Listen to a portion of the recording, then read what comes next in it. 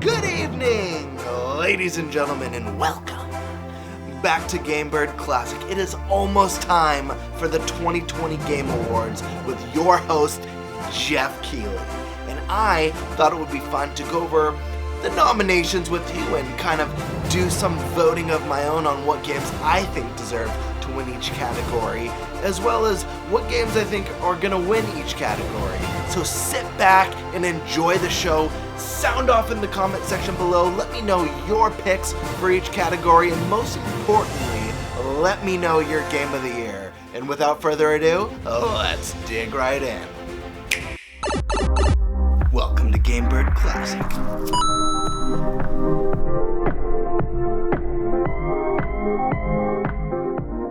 Alright, so here we go. We are at the 2020 Game Awards website. We're going to go through and vote for each of my picks on the different categories. There are a few categories that I'm not going to vote on just because if there's a category where I haven't played anything, I'll just give a guess vote.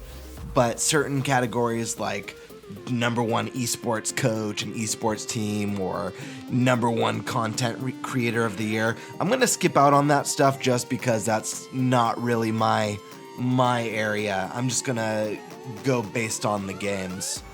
Alright, so let's jump right into it then, and let's get in with the big one, and that is Game of the Year.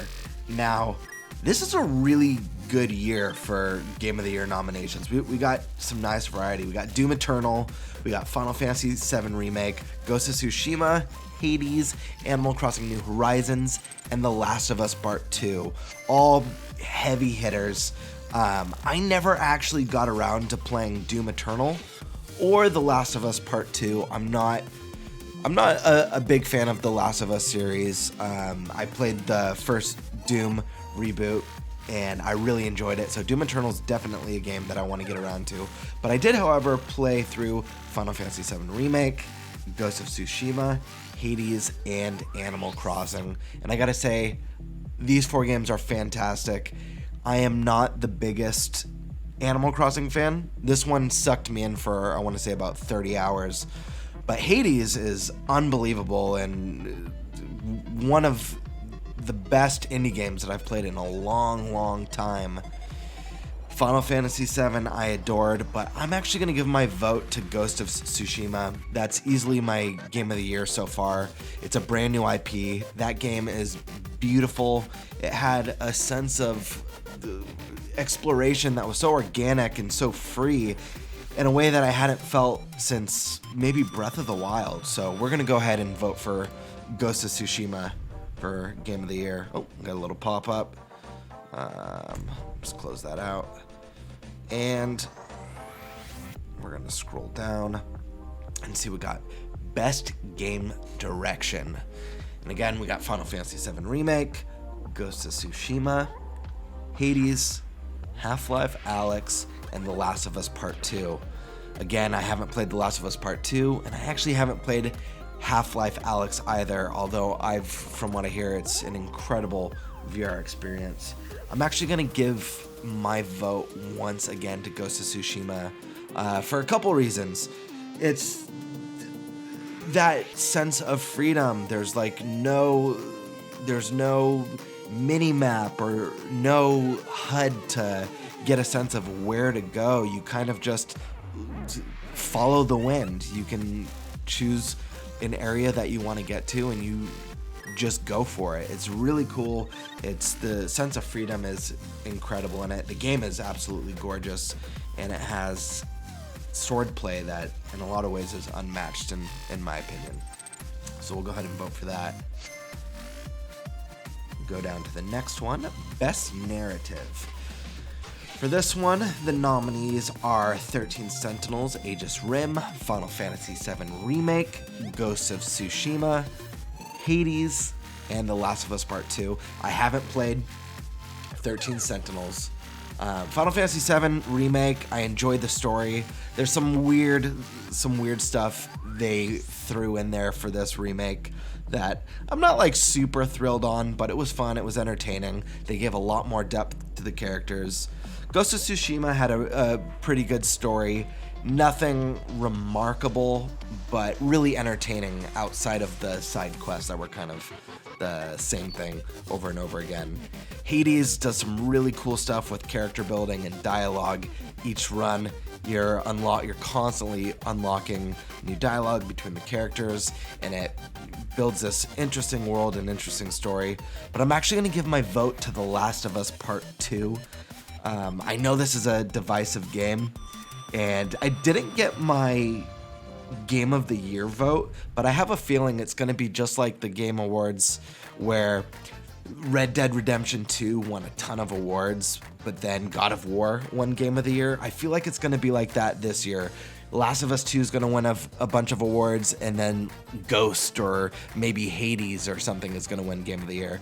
But for narrative, I'm going to give to Last of Us 2, because even though I haven't played it, I know Naughty Dog is famous for those intense character moments and character development and really having these intense story beats and dramatic moments. So I'm going to give it to them.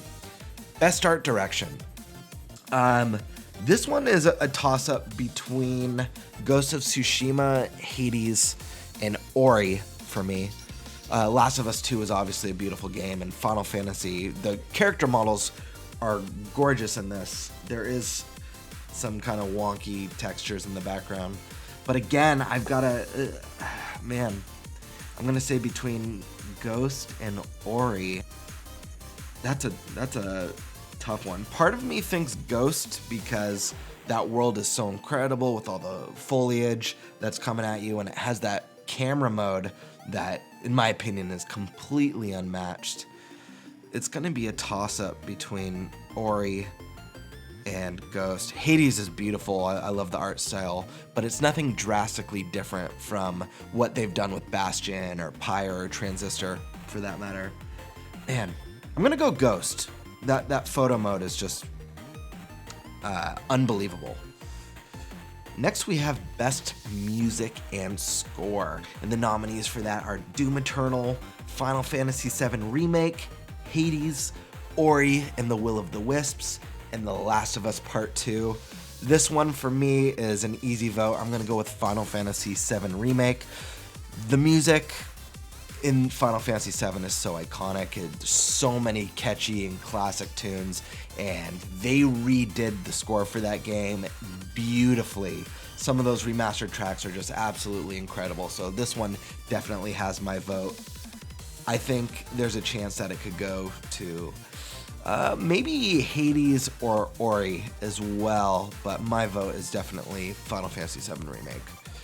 So let's move on now to Best Audio Design, and that's between Doom Eternal, Half-Life Alyx, Ghost of Tsushima, Resident Evil 3, and The Last of Us Part 2.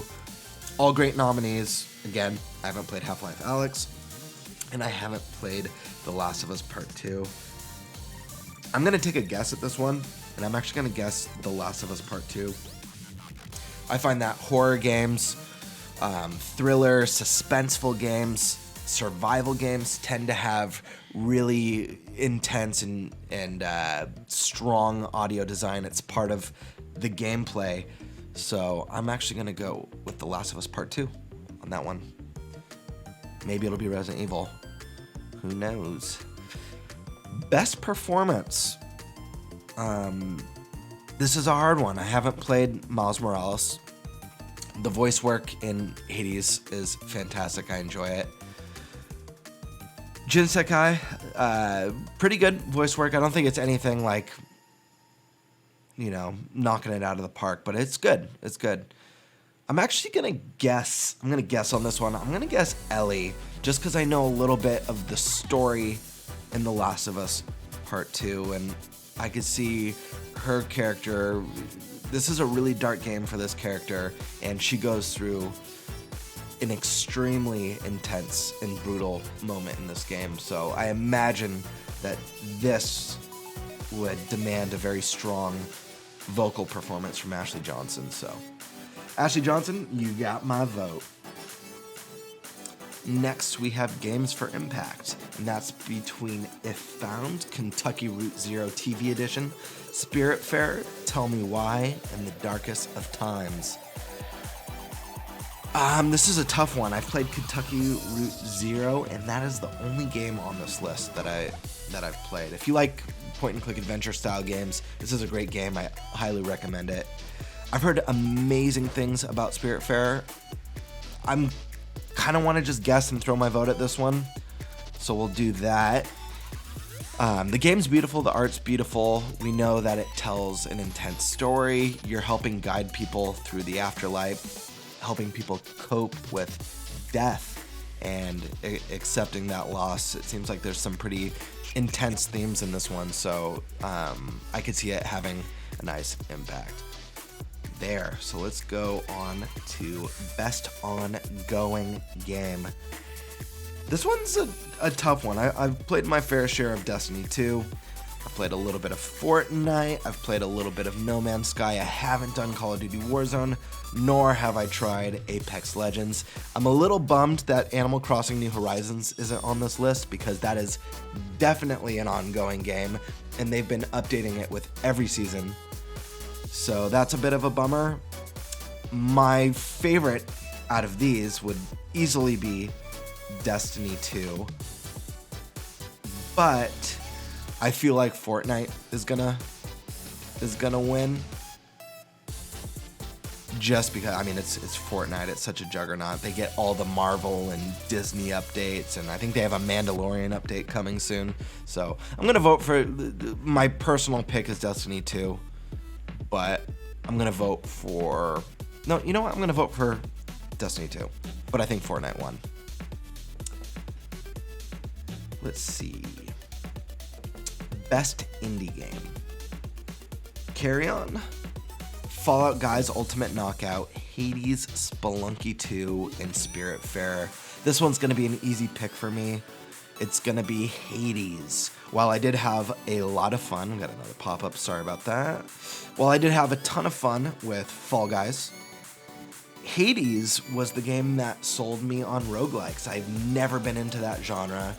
They kind of bother me. I appreciate great level design, and it's been frustrating with a lot of games where you go through, like I couldn't get into Dead Cells. I know people love that game, but playing a Metroidvania style game with like no specific level design in mind just didn't gel well with me. Whereas Hades, on the other hand, it does everything so well. It's so quick and so fast. I always feel like I'm progressing and getting more powerful and unlocking new abilities and new weapons.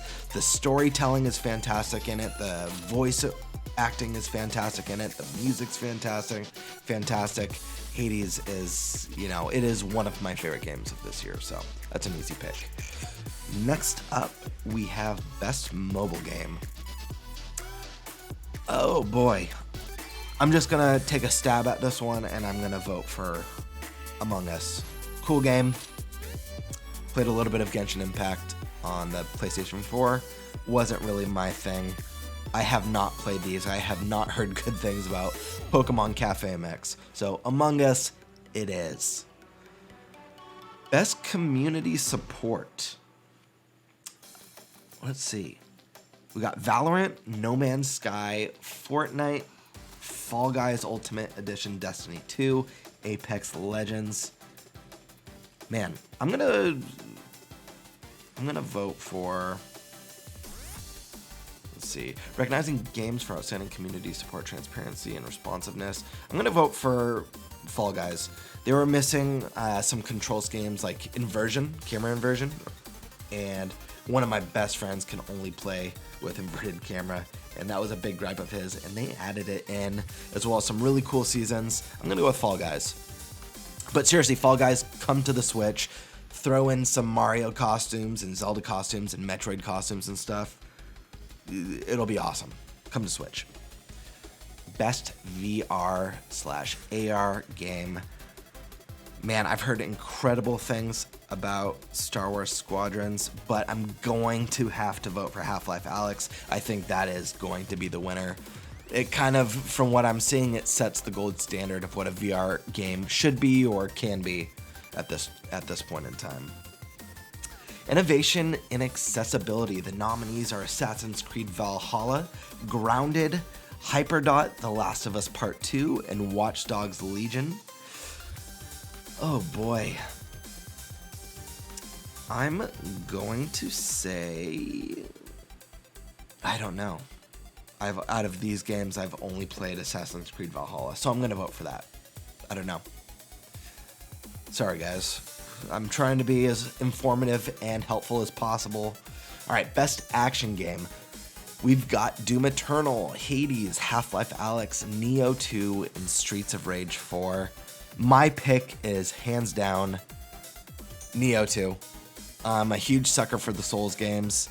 Nioh is a fantastic game. Nioh 2 is an even better game, in my opinion.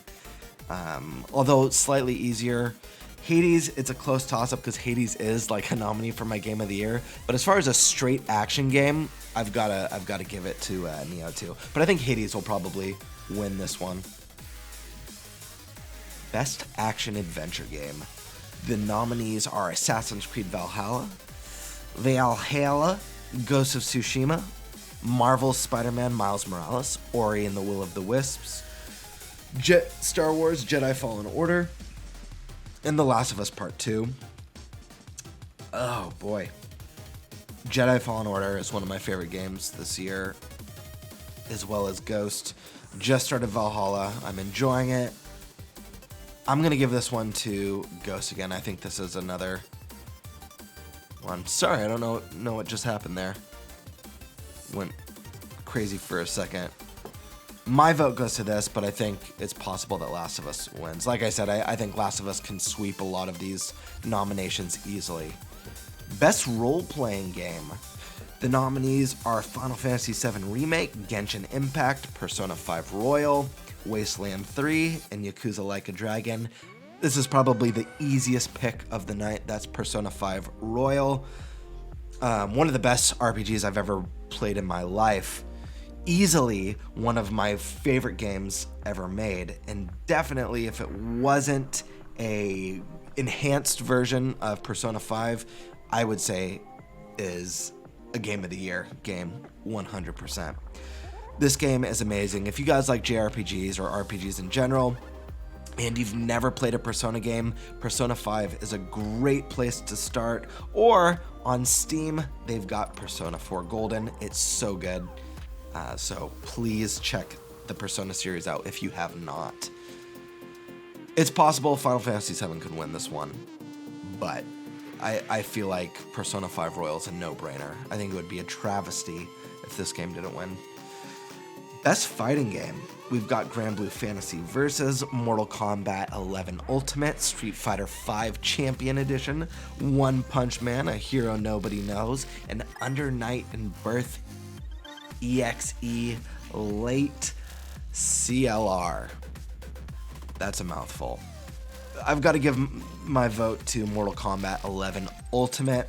It's one of my favorite Mortal Kombat games. And it's the game that keeps on giving. They keep on releasing new fighter packs. They did a cool little DLC. We've got Rambo, Rain, and Melina coming soon. And the game's a lot of fun, so I've definitely got to give it my vote. Best family game. The nominees are Animal Crossing New Horizons, Crash Bandicoot It's About Time, Fall Guys, Ultimate Knockout, Mario Kart Live, Home Circuit, Minecraft Dungeons, and Paper Mario. These are all great games. My vote is going to go to Paper Mario The Origami King. That is my favorite family game this year. I think Animal Crossing New Horizons will definitely win this category, but like I said, the votes I'm choosing, these are just my picks. They might be different than what actually wins. That's why I'm letting you know. I picked this one, but I think this one's going to win. Crash is a weird one. Crash 4 It's About Time is awesome, but I feel like it's a weird pick for family game. I could see it for like a best platformer nominee. But family game, I think of like little kids. I think of things you could play with your grandparents or your parents. And Crash 4 is challenging. That's a tough game. I don't know if you got like nieces and nephews or little cousins who are like masters, or your grandmothers like kick ass at Crash Bandicoot 4, let me know in the comments. But my vote goes to Paper Mario. And the game's beautiful and the soundtrack's incredible. The best Sims/strategy game. Man. Let's see. Nominees are Crusader Kings 3, Desperados 3, Gears Tactics, Flight Simulator, and XCOM Chimera Squad. I'm going to give my personal vote to Crusader Kings because I haven't played any of these. This one's the most interesting to me out of the bunch. But I think there's a chance Flight Simulator could win because this game got so much praise. It had real-time weather with what's happening in the world, and this is definitely a contender for best strategy. But I know Crusader Kings 3 also was met with critical praise, so who knows, maybe my vote will be the one. Best sports and racing game. Let's see, we've got Dirt 5, F1 2020, FIFA 21, NBA 2K21, and Tony Hawk's Pro Skater 1 and 2. Easy vote for me. I'm going to go with Tony Hawk's Pro Skater 1 and 2 because of the nostalgia. One of my friends picked this game up. I got to check it out. It's a lot of fun. Total blast from the past. But I think it's possible that FIFA 21 can win this just because of how big FIFA is. But my vote is definitely going for Tony Hawk. And I think it's a contender for winning this category as well. A great service to all the fans who remember it.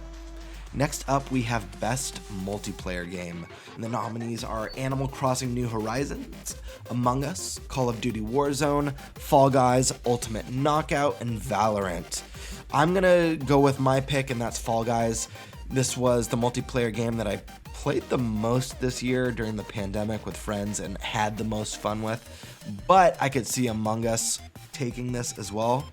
Maybe Animal Crossing, although it's not as jump in and out, have fun with your friends as Among Us or Fall Guys. Let's see. So this one, Content Creator of the Year. I'm not going to vote on this. I'm just not familiar. I know a lot of peers from IGN, and I know she does stuff on YouTube, but I'm sorry, guys. I'm not familiar with these. Next up, we have Best Debut Game. We have Carry On, Mortal Shell, Raji and Ancient Epic, Roki, and Phasmophobia. I'm going to go with Mortal Shell. I haven't played any of these nominees. Of all the ones that interested me, it was definitely Mortal Shell. I was a huge Souls fan, a Bloodborne fan, and Neo fan. This game is right up my alley, and one that I definitely want to get around to. Best Esports Athlete. Again, guys, I'm sorry. I'm not going to vote on this just because I don't know who any of these people are. Best Esports Coach. Another. I just don't know. Esports Event. I don't know. Best Esports Game. Here we go. Our nominees are Call of Duty Modern Warfare, Counter-Strike Global Offense, Fortnite, League of Legends, and Valorant. I'm going to go with Fortnite. Still one of the biggest games out right now, constantly updated, gets all the licensed updates with Marvel and all the Disney and Star Wars stuff. I think this one is probably the one, and the one that's probably going to win. So that is it, folks, for my picks and my guesses for each category of the Game Awards 2020. What do you guys think? Am I way off? Am I on point? Let me know in the comment section below. If you enjoyed this video, hit that like button. Helps the channel out. Also, don't forget to smash that subscription button and smash that notification bell so you can see when I upload next, and I'll see you all on the next Game Bird Classic. Peace. What are you doing? I still have tons more videos that you need to check out right now. You can start with this one or this one. Oh, and don't forget to subscribe.